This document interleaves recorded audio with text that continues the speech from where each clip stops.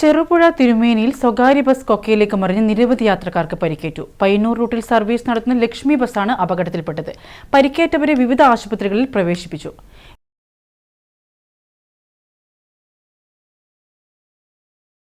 വിവരങ്ങളുമായി അമൽ ചേരുന്നു.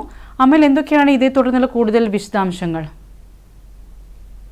ചെറുപുഴ മുതുവത്ത് രാവിലെ 9 മണിയോടെയാണ് ഇത്തരത്തിൽ അപകടം നടക്കുന്നത്. തിരുമേനി മുതുവം റൂട്ടിൽ സർവീസ് നടത്തുന്ന സ്വകാര്യ ബസ് ഇറക്കത്തിൽ വച്ച നിയന്ത്രണം നഷ്ടമായി താഴ്ചയിലേക്ക് മറിയുകയായിരുന്നു.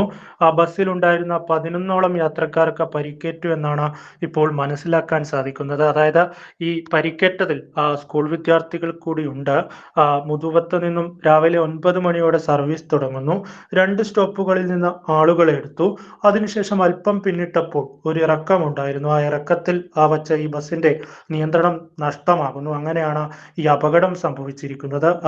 ഈ അപകടം ഉണ്ടായ ഉടൻ തന്നെ നാട്ടുകാരൊക്കെ ഓടിയെത്തി രക്ഷാപ്രവർത്തനം ആരംഭിച്ചു. ഏറെ പണിപ്പെട്ടാണ് ഈ ബസ്സിനുള്ളിൽ ഉണ്ടായിരുന്നവരെയൊക്കെ പുറത്തെത്തിക്കുന്നത്.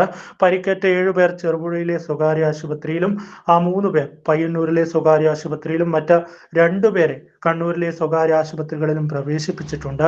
ഈ പരിക്കേറ്റവരിൽ 2 വിദ്യാർത്ഥികൾ കൂടിയുണ്ട്.